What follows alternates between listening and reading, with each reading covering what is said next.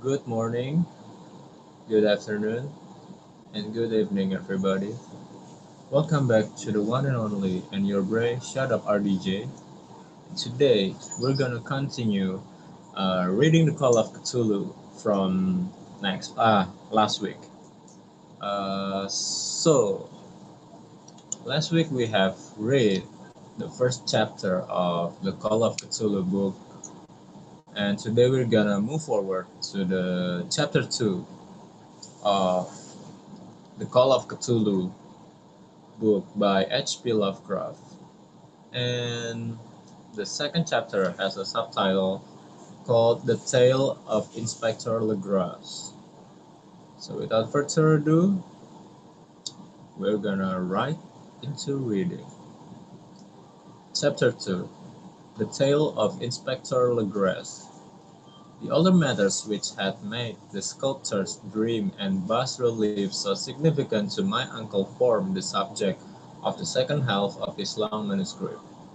Once before, it appears, Professor Angel had seen the hellish outlines of the nameless monstrosity, puzzled over the unknown hieroglyphics, and heard the ominous syllables which can be rendered only as Cthulhu.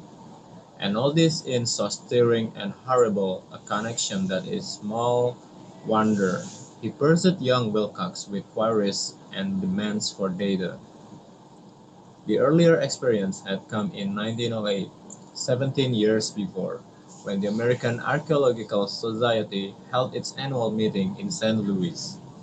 Professor Angel, as befitted one of his authority and attainments, had had a prominent part in all the deliberations, and was one of the first to be approached by the several outsiders who took advantage of the convocations to our questions for correct answering and problems for expert solution.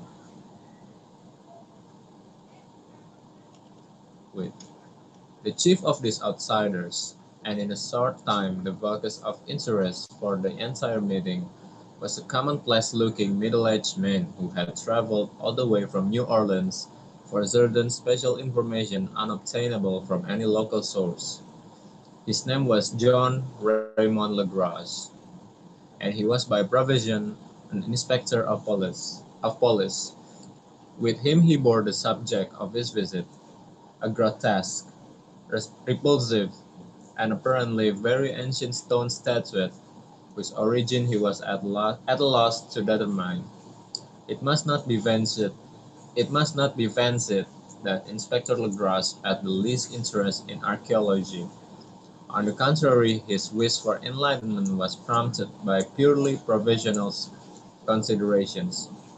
The statuette, idol, fetish, or whatever it was, had been captured some months before in the wooded swamps south of New Orleans during a raid on a supposed voodoo meeting, and so singular and hideous were the rites connected with it, that the police could not but realize that they had stumbled on a dark cult totally unknown to them, and infinitely more diabolic than even the blackest of the African voodoo circles. Of its origin, apart from the erratic and unbelievable tales extorted from the captured members, absolutely nothing was to be discovered.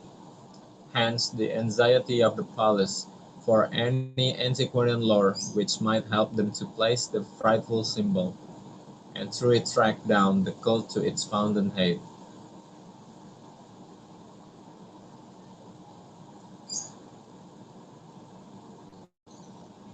Let me catch my breath first, fellas. Inspector Legras was scarcely prepared for the sensation which his offering created.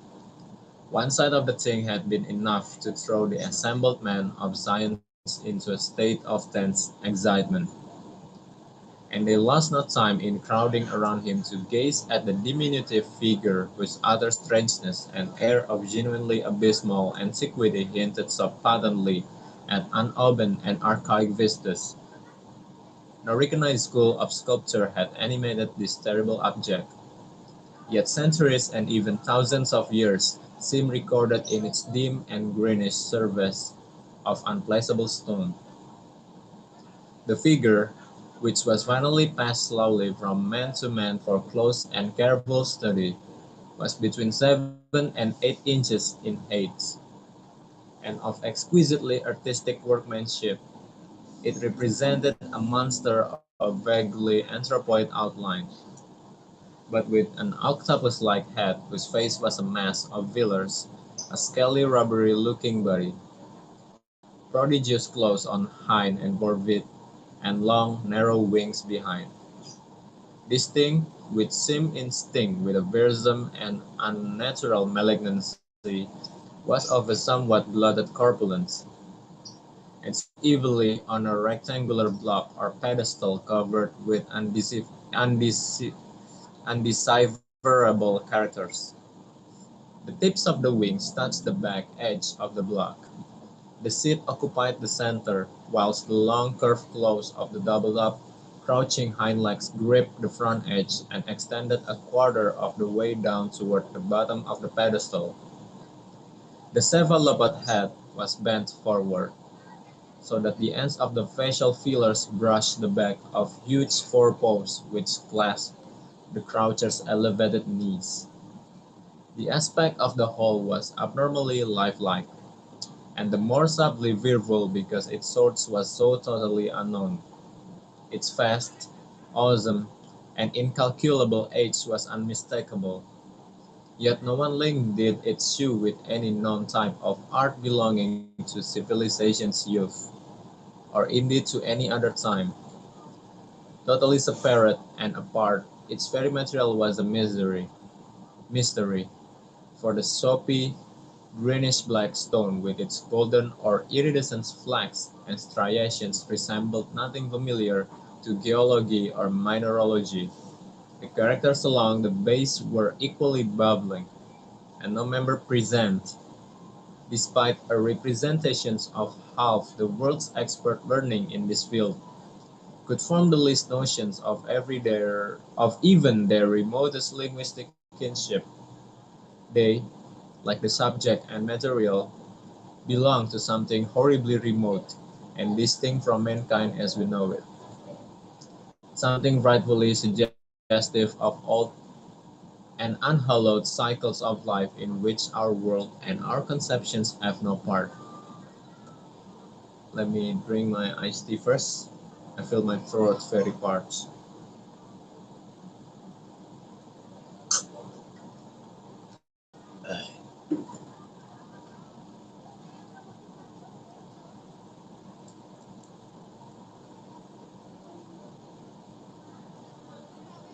And yet, as the members severally shook their heads and confessed defeat at the inspector's problem, there was one man in that gathering who suspected a touch of bizarre familiarity in the monster's shape and writing, and who presently told with some diffidence of the odd rival he knew.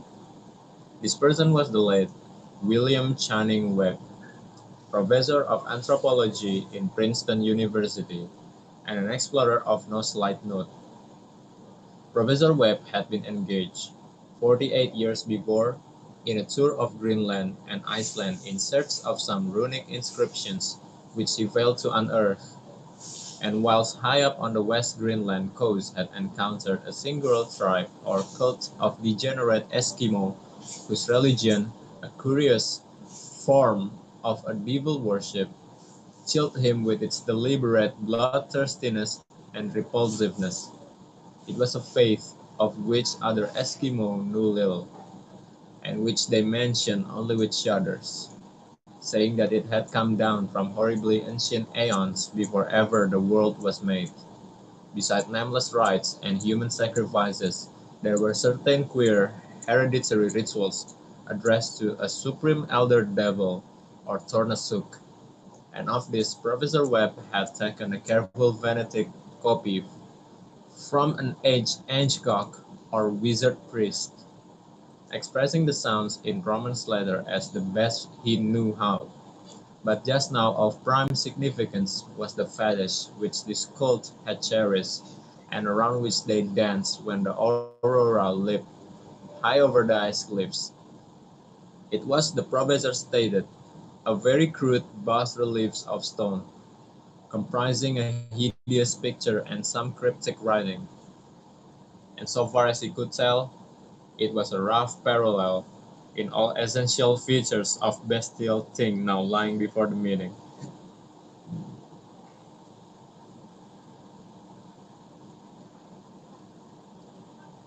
Let me catch my breath first.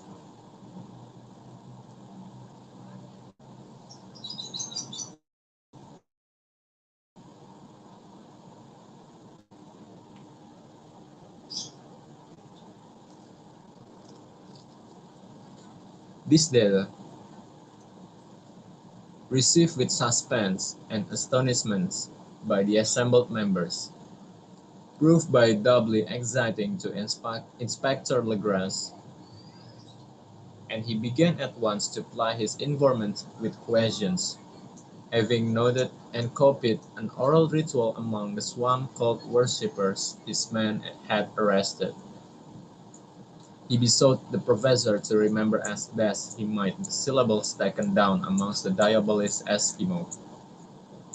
There then followed an exhaustive comparison of details, and a moment of really awed silence when both detective and scientist agreed on the virtual identity of the phrase common to two hellish rituals, so many worlds of distance apart. What, in substance, both the Eskimo wizard and the Louisiana swamp priest had chanted to their kindred idols was something very like this. The word divisions being guessed at from traditional breaks in the phrase as chanted aloud. Fung Lui Maglunava, Cthulhu Relieh, Waganaglav Tagna.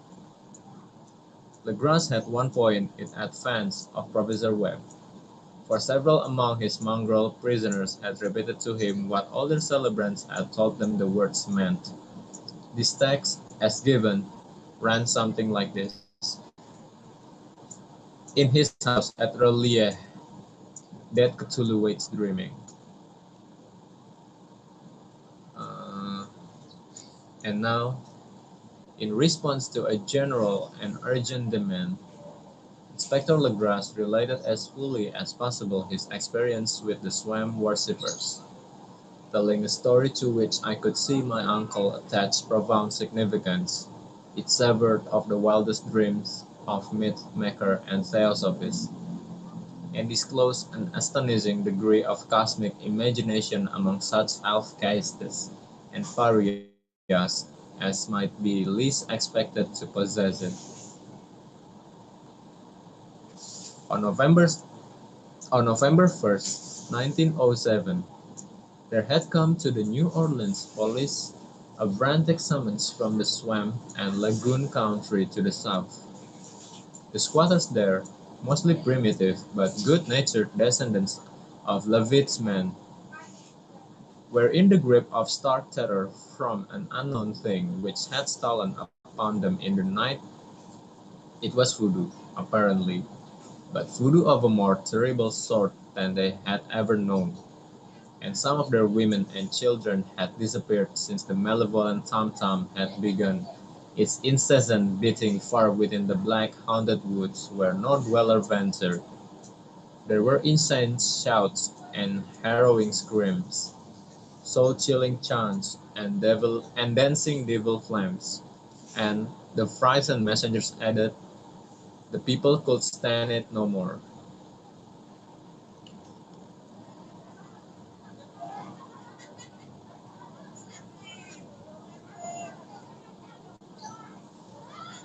So let's don't mind the background reason since there's a big gathering happening on my house. Continue with the story.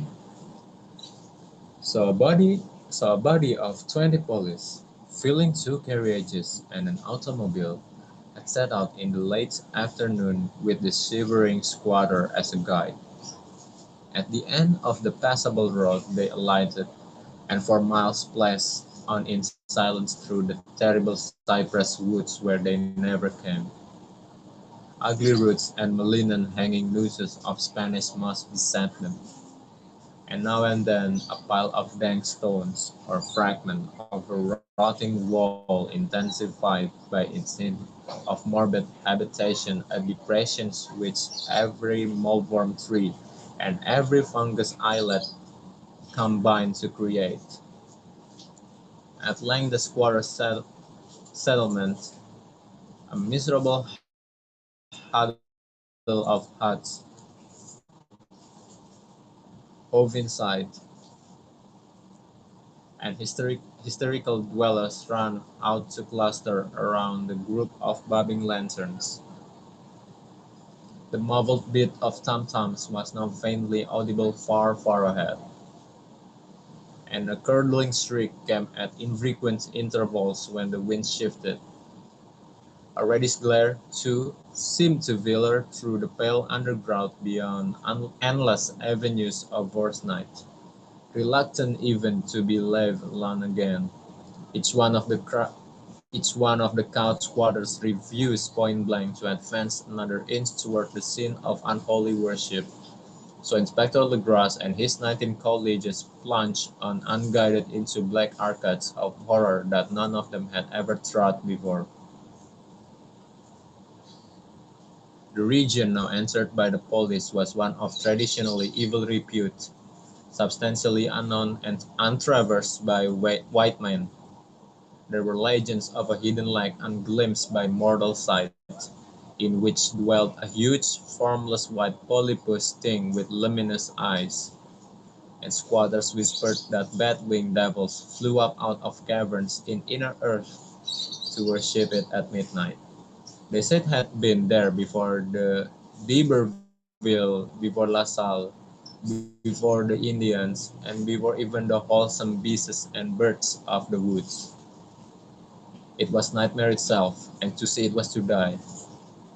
But it made men dream, and so they knew enough to keep away. The present voodoo orgy was indeed on the merest fringe of the abhorred area, but that location was bad enough. Hence perhaps the very place of the worship had terrified the squatters more than the shocking sounds and incidents. Only poetry or madness could do justice to the noises heard by Legras's men as they plowed on through the black morass toward the red glare and the muffled tom-toms.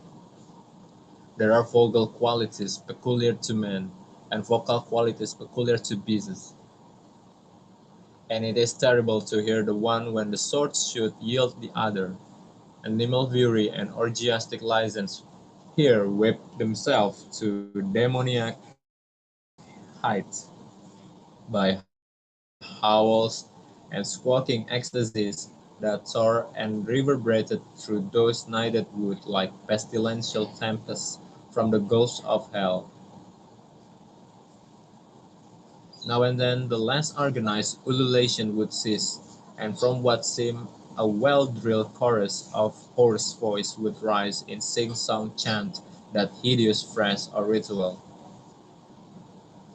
Fung Lui Maglu Nava, Cthulhu Rileh, Waganagle Ftahna.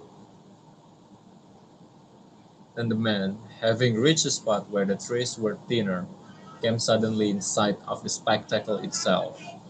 Four of them reeled, one fainted, and two were shaken into frantic cry which the mad cacophony of the orgy fortunately deadened. The grass dashed swam water on the face of the fainting man, and all stood trembling and nearly hypnotized with horror. Damn, I've got goosebumps. In a natural glade of the swamp stood a grassy island of perhaps an acre's extent, clear of trees and tolerably dry. On this now leaped and twisted a more indescribable horde of human abnormality than any but Syme or an Angerola could paint. Void of clothing, these hybrid spawn were braying, bellowing, and writhing about a monstrous ring-shaped bonfire, in the center of which, revealed by occasional rifts in the curtain of flame, stood a great granite monolith some 8 feet in the height, on top of which, incongruous with its diminutiveness, rested the noxious carven statuette. From a wide circle of ten scaffolds set up at regular intervals with the flame-girt monolith as a center hung, head downward, the oddly marked bodies of the helpless squatters who had disappeared. It was inside this circle that the ring of worshippers jumped and roared, the general direction of the mass motion being from left to right in endless bacchanal between the ring of bodies and the ring of fire. Let me drink first.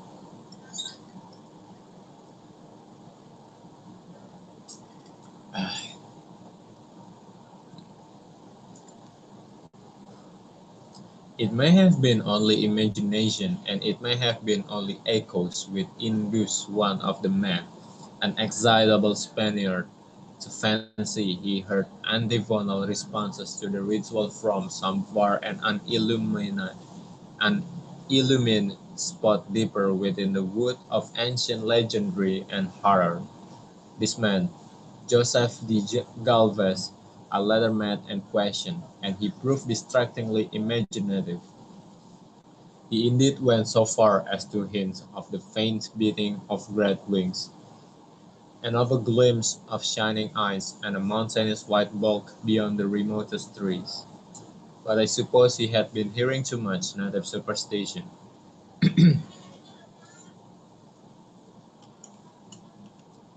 Actually, the horrified pose of the man was of comparatively brief duration.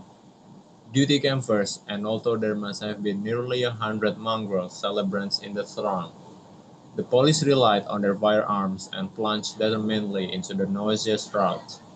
For 5 minutes, the resultant din and chaos were beyond description. Wild blows were struck, shots were fired, and escapes were made. But in the end, Legras was able to count some 47 sullen prisoners, whom he forced to dress in haste and fall into line between two rows of policemen.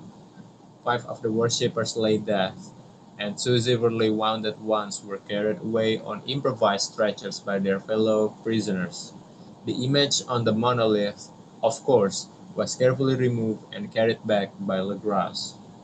Examined at the headquarters after a trip of intense strain and weariness, the prisoners all proved to be men of a very low, mixed-blooded, and mentally aberrant type. Most were seamen, and a sprinkling of negroes and mulattoes, largely West Indians or Brava Portuguese from the Cape Verde island, gave a coloring of voodooism to the heterogeneous cult.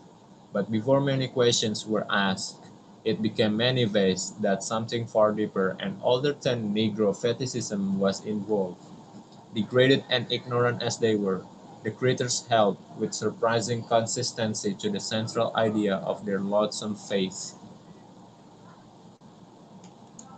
They worshipped, so they said, the great old ones who lived ages before there were any men, and who came to the young world out of the sky. Those old ones were gone now, inside the earth and under the sea, but their dead bodies had told their secrets in dreams to the first men, who formed a cult which had never died. This was that cult, and the prisoners said it had always existed and always would exist, hidden in distant wastes and dark places all over the world until the time when the great priest Cthulhu, from his dark house in the mighty city of Relief under the waters, should rise and bring the earth again beneath his weight. Someday he would call, when the stars were ready, and the secret cult would always be waiting to liberate him. Meanwhile, no more must be told. There was a secret which even for torture could not extract. Mankind was not absolutely alone among the conscious things of earth, for shapes came out of the dark to visit the faithful few. But these were not the great old ones. No man had ever seen the old ones. The carbon idol was great Cthulhu, but none might say whether or not the others were precisely like him. No one could read the old writing now, but things were told by word of mouth. The chanted ritual was not the secret. That was never spoken aloud, only whispered. The chant meant only this. In his house at Relief, that Cthulhu waits dreaming. Only two of the prisoners were found sane enough to be hanged, and the rest were committed to various institutions, all denied a part in the ritual murders, and averred that the killing had been done by black-winged ones, which had come to them from their immemorial meeting place in the haunted wood. But of those mysterious allies no coherent account could never be gained. What the police did extract came mainly from an immensely aged mestizo named Castro, who claimed to have sailed to strange port and talked with undying leaders of the cult in the mountains of China. Wait, I need to your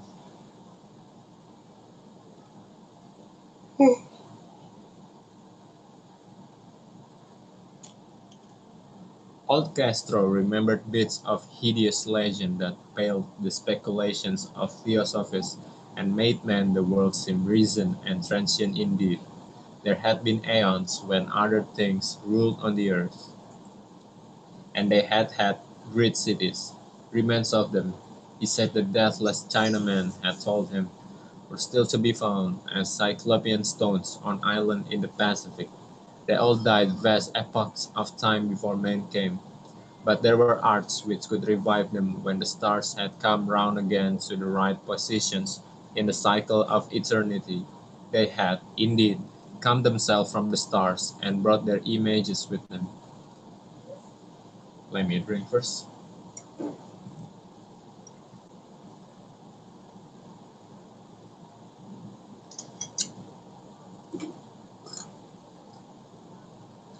These great old ones, Castro continued, were not composed altogether of flesh and blood.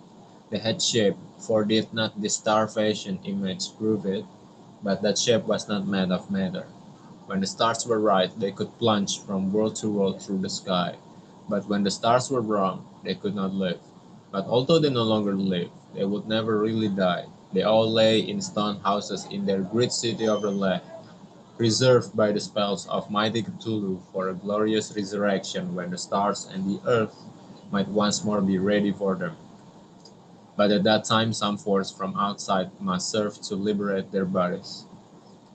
The spells that preserved them intact likewise prevented them from making an initial move, and they could only lie awake in the dark and think whilst counted millions of years rolled by. They knew all that was occurring in the universe, but their mode of speech was transmitted thought. Even now they talk in their tombs. When, after infinities of chaos, the first man came, the great old one spoke to the sensitive among them by molding their dreams, for only thus could their language reach their fleshly minds of mammals. Then, whispered Castro, those first men formed the cult around small idols which the great ones shewed them. Idols brought in dim areas from dark stars. That cult would never die till the stars came right again, and the secret priests would take Cthulhu from his tomb to revive his subjects and resume his rule of earth. The time would be easy to know, for then mankind would have become as the great old ones, free and wild and beyond good and evil, with laws and morals thrown aside, and all men shouting and killing and reveling in joy. Then the liberated old ones would teach them a new ways. Wait. Oh yeah. Then the liberated old ones would teach them new ways to shout and kill and revel and enjoy themselves, and all the earth would flame with a holocaust of ecstasy and freedom. Meanwhile the cult, by appropriate rites, must keep alive the memory of those ancient ways and shadow forth the prophecy of their return. In the, in the elder time chosen men had talked with the entombed old ones in dreams, but then something had happened. The great stone city Rolla, with its monoliths and sepulchres, had sunk beneath the waves, and the deep waters, full of the one primal mystery through which not even thought can pass, had cut off the spectral intercourse. But memory never died, and high priest said that the city would rise again when the stars were right. Then came out of the earth the black spirits of earth, mouldy and shadowy, and full of dim rumors picked up in caverns beneath forgotten sea bottoms. but of them old Castro dared not speak much. He cut himself off hurriedly, and no amount of persuasion or subtlety could elicit more in his direction. The size of the old ones, too, he curiously declined to mention. Of the cult, he said that he thought the center lay amid the pathless deserts of Arabia, where Iram, the city of pillars, dreams hidden and untouched. It was not allied to the European witch cult, and was virtually unknown beyond its member. No book had ever really hinted of it, though the deathless Chinaman said that there were double meanings in the Necronomicon of the mad Arab Abdul al-Hazrat, which the initiated might read as they chose, especially the much discussed couplet, "That is not death which can eternally lie, and with strange eons even death may die."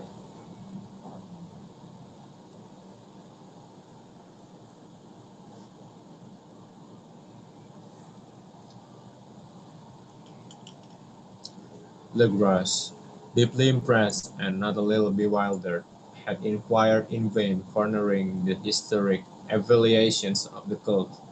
Castro apparently had told the truth when he said that it was wholly secret. The authorities at Tulane University could shed no light upon either cult or image, and now the detective had come to the highest authorities in the country and met with no more than the Greenland tale of Professor Webb.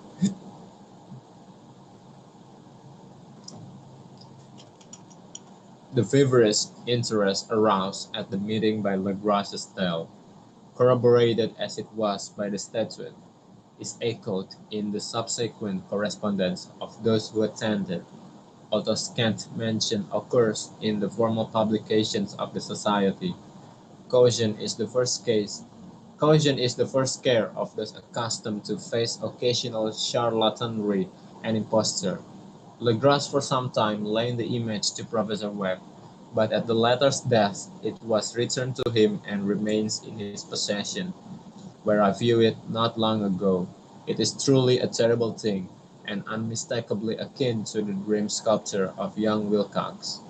That my uncle was excited by the tale of the sculptor I did not wonder, for what thoughts must arise upon hearing, after a knowledge of what Legras had learned of the cult, of a sensitive young man who had dreamed not only the figure and exact hieroglyphics of the swamp-found image and the Greenland devil tablet, but had come in his dreams upon at least three of the precise words of the formula uttered like by Eskimo diabolists and mongrel Louisianans.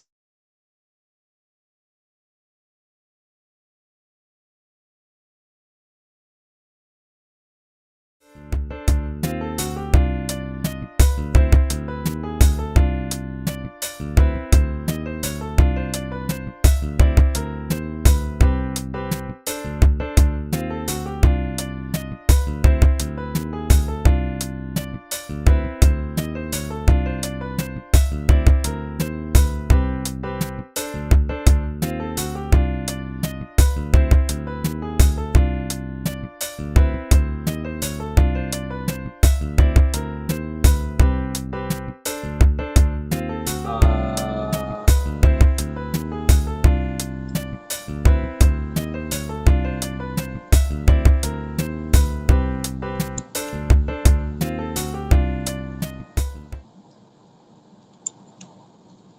Professor Engel's instant start on an investigation of the utmost thoroughness was eminently natural, though privately I suspected young Wilcox of having heard of the cult in some indirect way, and of having invented a series of dreams to heighten and continue the mystery at my uncle's expense. The dream narratives and cuttings collected by the professor were, of course, strong corroboration, but the rationalism of my mind and the extravagance of the whole subject led me to adopt what I thought the most sensible conclusions. So, after thoroughly studying the manuscript again and correlating the theosophical and anthropological notes with the cult narratives of Legras, I made a trip to Providence to see the sculptor and give him the rebuke I thought proper for so boldly imposing upon a learned and aged man. Wilcox still lived alone in Vlug Delhi building in Thomas Street, a hideous Victorian imitation of 17th century Breton architecture which flaunted its stuccoed front amidst the lovely colonial houses on the ancient hill and under the very shadow of the finest Georgian steeple in America. I found him at work in his rooms, and at once conceded from the specimens scattered about that his genius is indeed profound and authentic. He will, I believe, sometime be heard from as one of the great decadents, for he has crystallized in clay and will one day mirror in marble those nightmares and fantasies which Arthur Machen evokes in prose, and Clark Aston Smith makes visible in verse and in painting. Dark, frail, and somewhat unkempt in aspect, he turned languidly at my knock, and asked me my business without rising. When I told him who I was, he displayed some interest, for my uncle had excited his curiosity in probing his strange dreams, yet had never explained the reason for the study.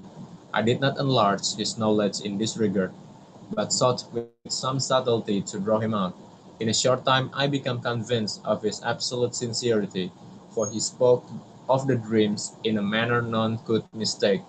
Then their subconscious residuum had influenced his art profoundly, and he shewed me a morbid statue whose contours almost made me shake with the potency of its black suggestion. He could not recall having seen the original of this thing except in his own dream bas relief, but the outlines had formed themselves insensibly under his hands. It was, no doubt, the giant shape he had raved of in delirium, that he really knew nothing of the hidden cult, save from what my uncle's relentlessly catechism had let fall. He soon made clear, and again I strove to think of some way in which he could possibly have received the weird impressions. Let me take a breath, guys.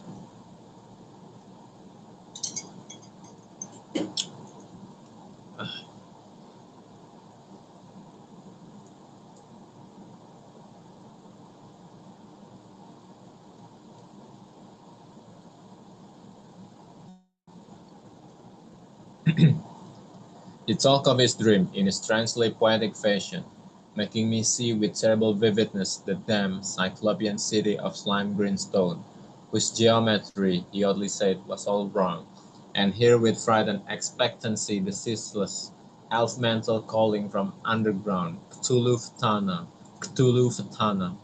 This word had formed part of that dread ritual which told of that Cthulhu's dream vigil in his stone vault at the Leh, and I felt deeply moved despite my rational beliefs. Wilcox, I was sure, had heard of the cult in some casual way, and had soon forgotten it amidst the mass of his equally weird reading and imagining. Later, by virtue of its sheer impressiveness, it had found subconscious expressions in dreams, in the bas relief, and in the terrible statue I now beheld, so that his imposture upon my uncle had been a very innocent one. The youth was of a type at once slightly affected and slightly ill-mannered, which I could never like. But I was willing enough now to admit both his genius and his honesty. I took leave of him amicably, and wished him all the success his talent promises. The matter of the cult still remained to fascinate me, and at times I had visions of personal fame from researches into its origin and connections.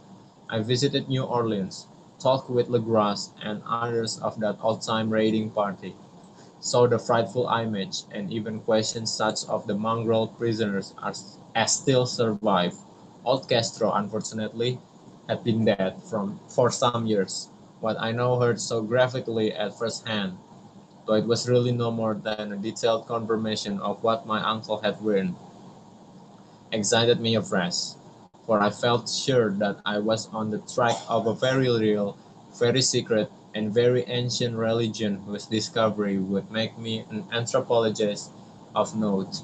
My attitude was still one of absolute materialism, as I wish it still were, and I discounted with almost inexplicable perversity the coincidence of the dream notes and cuttings collected by Professor Angel. One thing I began to suspect, and which I now fear I know, is that my uncle's death was far from natural. He fell on a narrow hill street leading up from an ancient waterfront swarming with foreign mongrels. After a careless push from a Negro sailor, I did not forget the mixed blood and marine pursuits of the cult members in Louisiana, and would not be surprised to learn of secret methods and poison needles as ruthless and as anciently known as the cryptic rites and beliefs. Legras and his men, it is true, have been let alone, but in Norway a certain seaman who saw things is dead.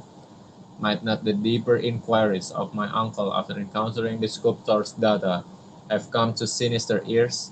I think Professor Angel died because he knew too much, or because he was likely learned too much. Whether I shall go as he did remains to be seen, for I have learned much now. That was the end of the chapter 2.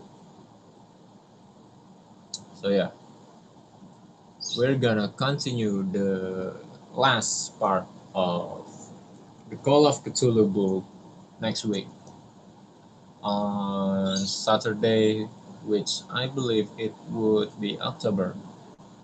Yep, it was the 1st of October. So yeah, thanks for sticking by and listening to me reading the second chapter of the Call of Cthulhu book by H.P. Lovecraft. If you like this content, please hit the like button and hit the subscribe button as well. And to make sure that you wouldn't miss any of my stream, hit the bell button as well. So yeah, this has been me, your Bray, and the one and only Shut Up RDJ. Thanks for sticking by. I will see you again on Monday, where I will playing again Dusty Warrior Gundams 2. So yeah, have a good day, have a good weekend, and of course, this has been me, Shut Up RDJ. I will see you on Monday. Bye bye.